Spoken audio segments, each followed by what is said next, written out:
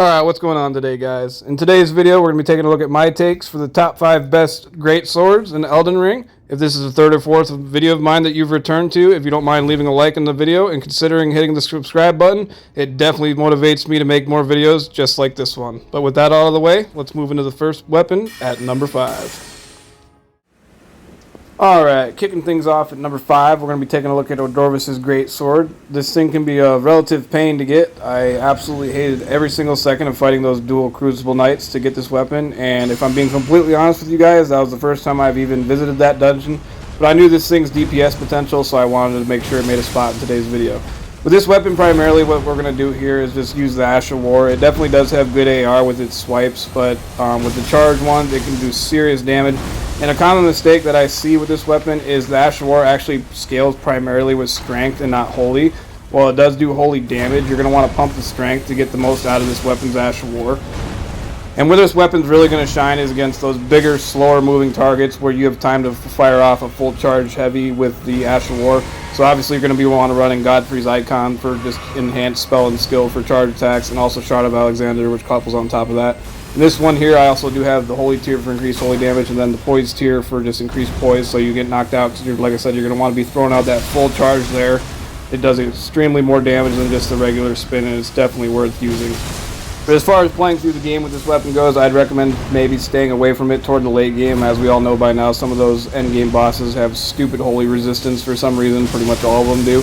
But as I mentioned earlier in the video, the Ash of War does scale primarily with strength, so you could run this in like an offhand with like a pure bonk build with just a little bit of holy investment, you know, so you can kind of change it up. Or if you wanted to, you know, use the Ash of War, which, I mean, it's still really good, don't get me wrong, but it definitely pairs good with any of those strength weapons. But we're going to take care of this putrid avatar, and that's going to take care of Ordovis Greatsword. Let's go ahead and move to the number 4 spot.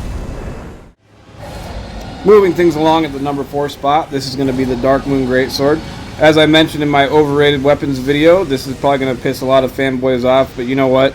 The weapon that's after this one just has way better DPS in my opinion, and it's just a better frostbite option. But with that out of the way, let's get into this weapon itself. It is still really good, don't get me wrong. So with those charge throws that you can do there, you can enhance that with the Axe Talisman for the increased charge attacks. You can increase it with the increased charge attacks in your physic as well. It has the Shard of Alexander bonus ability, it has the Magic Scorpion Charm bonus ability, and all around it's an extremely balanced weapon, and I think it definitely can pull you through some of those late game bosses. But in my opinion, where this weapon really shines is more of an offhand weapon to your mage build, as it requires a little amount of strength and dex with a good int requirement, but you're pumping int anyway, so it works perfectly. But at the same time, the other place where it's going to shine, obviously, as we know, is going to be its Ash of War, the Moonlight Greatsword. For little to no FP, it's going to light the weapon up, and it's going to grant you the ability to do those great range attacks, which also have frostbite build-up, as I mentioned previously. And it's an extremely good weapon for pretty much any scenario or any boss. And the other reason why I couldn't realistically rank this weapon any higher is because it's locked behind the singular longest and most tedious quest in the entire game. I know it's definitely well worth doing. Fighting Estelle is definitely something that I will never forget seeing for the first time. But just some of the other weapons, they're just way easier to get, so I just kind of thought I'd take that into perspective when making this ranking list. But all in all, as I mentioned before, it's still an extremely good weapon. There's a reason why it's so legendary in this community, making an appearance in pretty much every single Souls game other than Sekiro, if I'm not mistaken. Definitely worth looking into, and definitely worth doing the quest line for it.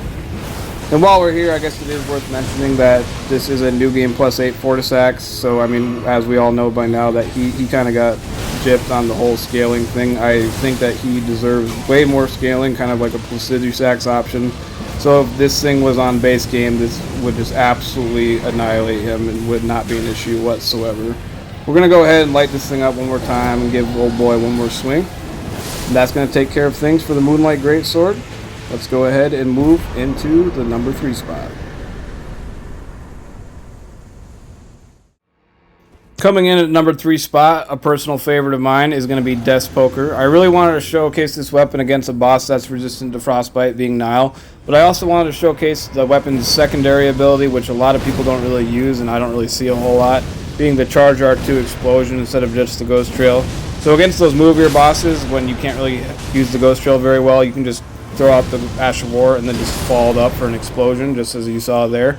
With Nile, he's just really movie, and for the majority of this fight, you guys are going to be seeing me use the charge R2 versus the ghost trail, because I didn't position myself correctly right here with the 2 ghost trails. He just kind of is going to go ahead and just jump over both of them, which is fine. But getting into the weapon itself, the Ash of War does scale primarily with int, so as I mentioned in the previous weapon, this is definitely a good offhand for your mage build. But I would highly recommend using this thing solo, because there's very, very few bosses in this game that are resistant to frostbite. It's a very good semi-bleed option, as I like to call it. It's not, you know, as good as bleed can be, but like proccing frostbite at an enemy, you can just burst them down with this weapon. The damage potential that it has is absolutely incredible. For just the button press and then the FP investment as well, you can just do some serious damage. So you guys saw there with just the poke and not even following it up with the R1 or R2, still did a good chunk of his health. As I mentioned previously, however, where this weapon is really going to shine against those slower bosses that are just going to kind of waddle toward you.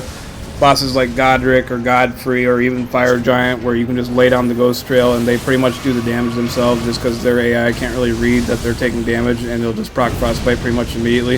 This thing has some serious potential with the weapon damage, as you just saw there against Nile, even with being resistant to frostbite. Still did a good chunk of his health. And there's definitely something to be said about a weapon that can kind of carry you through a fight no matter how good you're playing. As the gameplay is probably reflected for you guys, I played this fight absolutely terribly, but I really wanted to show this thing against Nile and against something that's resistant to frostbite, and the damage output is still really good. I will always love the Death Poker. I would highly recommend you guys look at this one. But with that out of the way, let's go ahead and proceed into the number 2 spot.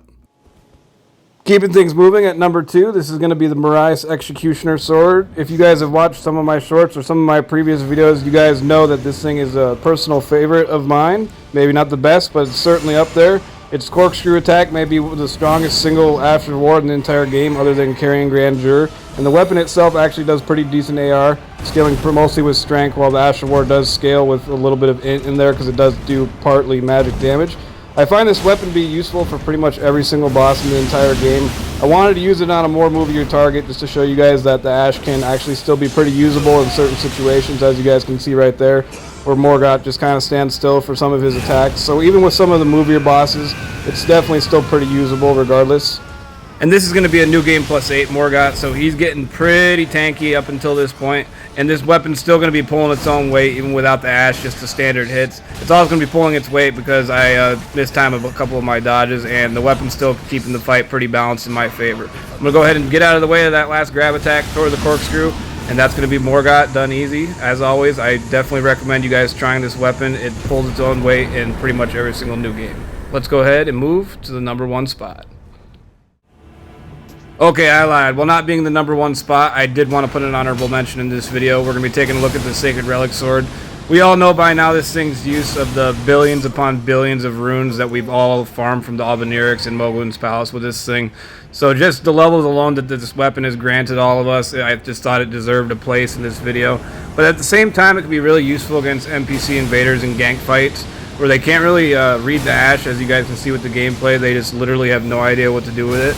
And I know some people have a problem with Fia's champions, so I just wanted to show you guys that it can make this fight pretty simple, along with some of the other NPC invader fights, or like I said, the gank fights, where it's, you know, a 2-on-1 or a 3-on-1. You can just kind of put the distance between yourself and the enemies, and it makes the fights pretty simple. But we're going to go ahead and get started with the phase 3 of this fight. As you guys see, it just immediately one-shots the 2 champions, which just leaves Lionel. And we're going to go ahead and run forward and give him a swing. And that's going to be the Sacred Relic Sword. Like I said, I just thought I'd give it a quick shout out in this video because it definitely holds a good place in all our hearts. Let's go ahead and move to number 1. And wrapping things up at the number 1 spot, this is going to be Blasphemous Blade. I know it's kind of anticlimactic. You guys probably all saw it coming, but just the sheer power this weapon has in PvE alone, it just makes the case for itself. This is going to be the crappiest Radahn fight that you guys have ever seen. I just purposely just kind of didn't really time my dodges at all. And you're going to see in this gameplay that I'm not going to use any healing flasks whatsoever, because with this weapon, you literally just don't need to heal. You can get clipped by pretty much every single attack, and with the Ash's ability, you're just going to regain all your health. And speaking of the Ash's ability, let's talk about all the ways you can buff it, shall we? You can do Flame Grant Me Strength for fire damage, you can do the Fire Tear for fire damage, you can do the Fire Scorpion Charm for fire damage, you can use Shard of Alexander to buff the ability overall. I'm I'm pretty sure you guys can see where I'm going with this, and as you guys can see with the gameplay, it's just absolutely trivializing Radahn, making it just literally a one-way fight, even with me playing it extremely poorly. This weapon is usable in pretty much every aspect of the game. You guys all know that fire damage is pretty much busted against every boss except for Fire Giant, and even with Fire Giant, it still holds its own.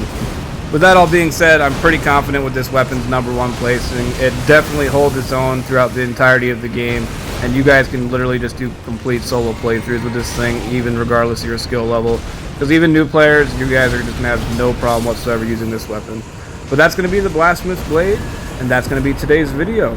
As always, I appreciate you guys coming out. It really means the world, and I hope you guys have a good rest of your day. Thank you.